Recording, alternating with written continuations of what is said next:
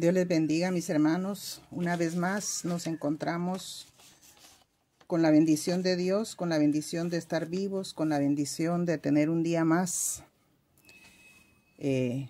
sin peligro, protegidos por Él. Damos gloria a Dios porque Él nos está conservando con salud y además está proveyendo a mis hermanos para nuestras necesidades. Conforme a sus promesas, no nos desampara. Quiero compartir en esta ocasión el estudio que correspondería para el jueves 2 de abril. Para este jueves tenemos siempre con de la serie La Obra del Espíritu Santo, la lección número 9, llamada La Iglesia de Antioquía. Y la base bíblica se encuentra en el libro de los Hechos, capítulo 11, versículos 19 al 30. Y del capítulo 13, los primeros 3 versículos. Llegamos entonces a la lección número 9 de 13 que tenemos en esta serie. Esto significa que estamos muy cerca del final, nos faltan unas pocas lecciones y espero que cada uno esté grabando en sus corazones estas enseñanzas. El versículo para recordar, para memorizar, es el versículo 21 del capítulo 11 que dice: Y la mano del Señor con ellos, y gran número se convirtió al Señor. Y la mano del Señor con ellos, y gran número creyó y se convirtió al Señor. El episodio que vimos el jueves pasado de la conversión de Cornelio y de la conversión de Pedro. Cuando Pedro entiende que Dios no hace acepción de personas, es natural que nosotros pensemos que el paso siguiente sería la predicación del Evangelio a toda criatura, a los gentiles. Sin embargo, estamos llegando al capítulo 11 y nos damos cuenta que realmente esto no fue sencillo. Recordemos que el pueblo judío tenía una formación muy especial y va a predicar a los gentiles. El Evangelio se va a predicar a los gentiles, pero el proceso no va a ser tan fácil. Aquí tenemos un texto de los versículos 19 al 30, donde nos dice cómo se dio ese proceso. El versículo 19 dice que los que habían sido esparcidos hablaban el Evangelio a los judíos, a nadie más. Entonces podemos darnos cuenta que ellos continúan predicando. Son esparcidos y como hemos aprendido, pues ellos a donde quiera que van no se esconden, sino que llevan el Evangelio. Pero todavía están un poco duros de entregarlo a los gentiles.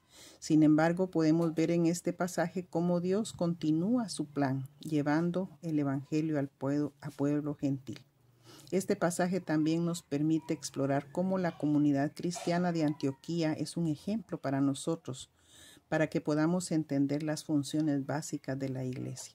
Y espero también que en esta lección podamos analizar el lugar del Espíritu Santo en la vida de la iglesia.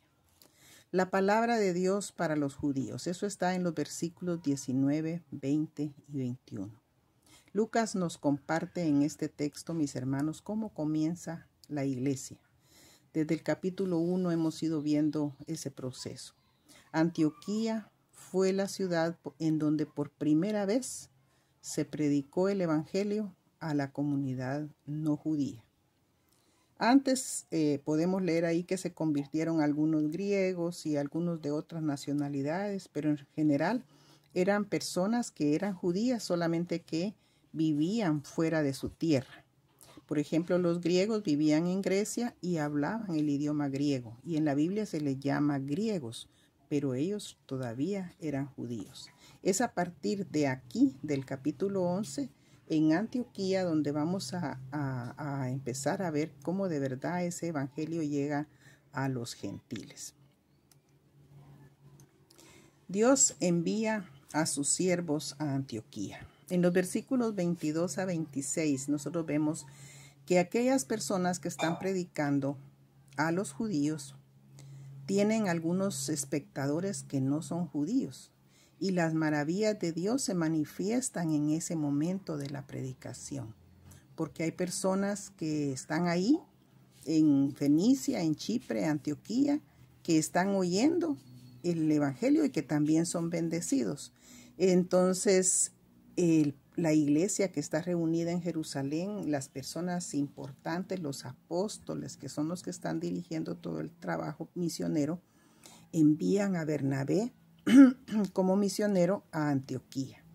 Al ver que ellos están respondiendo a la palabra, aunque no son judíos. Miremos qué cualidades tenía Bernabé. Esto lo podemos observar en el versículo 24.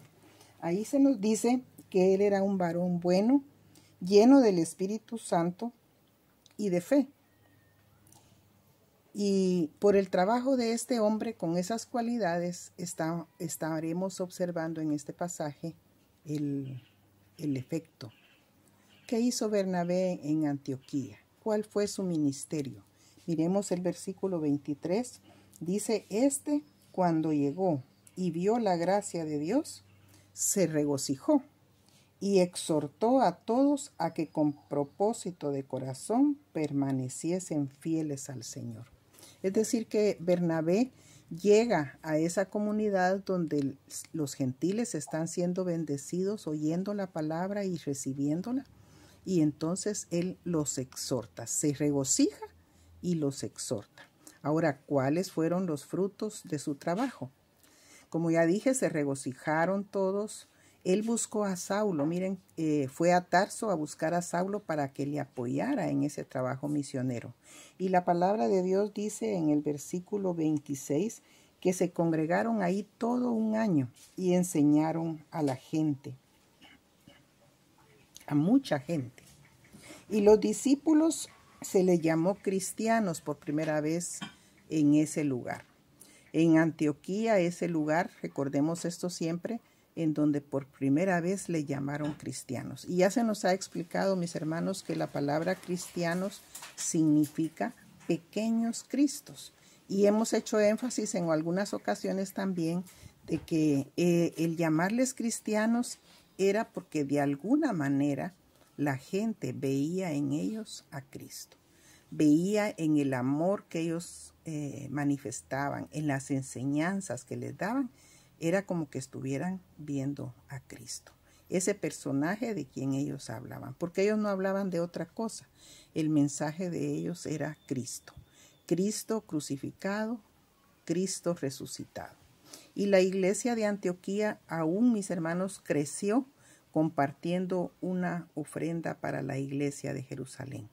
En los versículos 29 y 30 nosotros leemos, entonces los discípulos, cada uno conforme a lo que tenía, determinaron enviar socorro a los hermanos que habitaban en Judea, lo cual en efecto hicieron, enviándolo a los ancianos por medio de Bernabé y Saulo.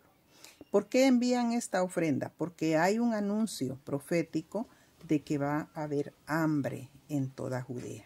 Y a partir de esto ellos comparten lo que ellos tienen. Y observe, hermano, que en el versículo 29 dice, conforme a lo que tenía, porque nosotros sabemos que Dios no nos pide más de lo que nosotros tenemos, pero sí nos pide, nos da enseñanza, nos muestra cómo es necesario compartir. Ellos enviaron socorro a los hermanos en Judea.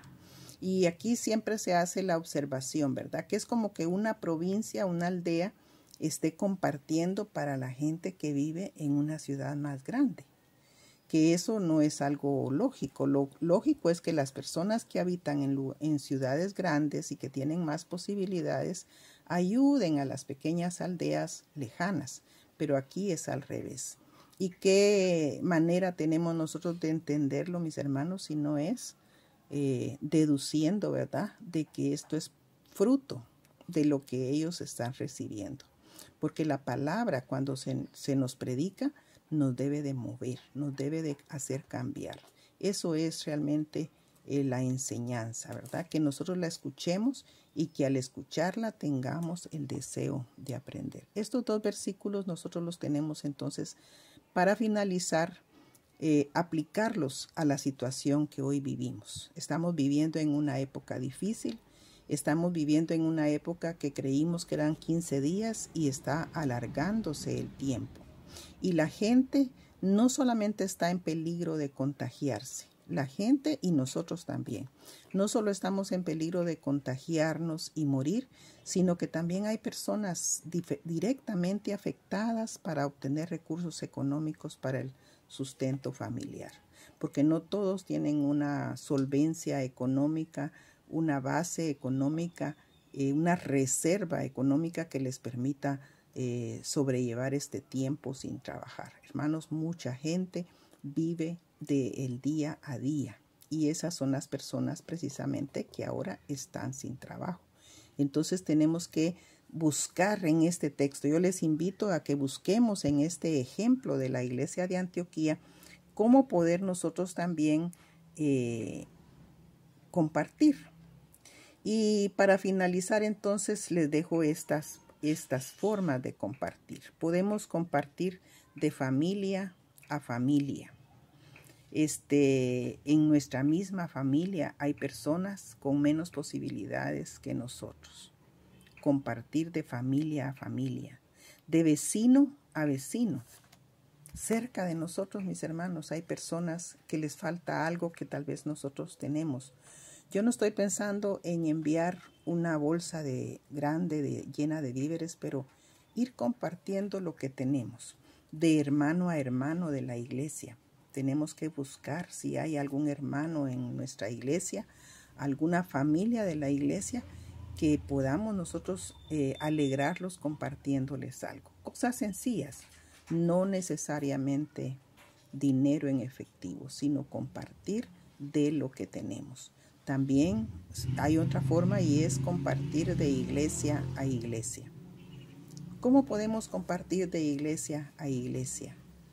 Tenemos los medios de comunicación, saludándonos, preguntando cómo estamos y siendo sensibles a la necesidad que en otra iglesia pudiera haber y que nosotros tengamos posibilidades de ayudar. ¿En qué otra forma podemos compartir, mis hermanos? También estar atentos a lo que nos piden las autoridades y los líderes de la comunidad, que son los que están haciendo y dando la ayuda a las personas necesitadas. Si nosotros no queremos ir directamente a los hogares para evitar salir de nuestras casas, podemos dar un poco para que estas personas, sean las autoridades o sea los líderes comunitarios, también puedan sumar lo que nosotros les demos a esa ayuda que se da a las comunidades. Mi saludo cariñoso para cada uno, mis hermanos, y les invito a que no nos encerremos preocupándonos solo por nosotros mismos, sino que también pongamos la mirada en aquellas personas que están afuera de nuestra casa. Yo sé que no todos tenemos en abundancia. Yo sé que no a todos nos sobra, pero lo que podamos, por muy pequeña que sea una ofrenda o algo que compartamos, eso va a llegar a alegrar el corazón de las personas necesitadas y va a ser el milagro de la multiplicación. Recordémonos que el Señor con 5 panes y 2 peces le dio de comer a 5,000 varones, sin contar las mujeres y los niños en aquella ocasión que nos relata el Evangelio. Dios les bendiga, mis hermanos, y que siempre estemos en comunión con el Señor y en comunión unos con otros.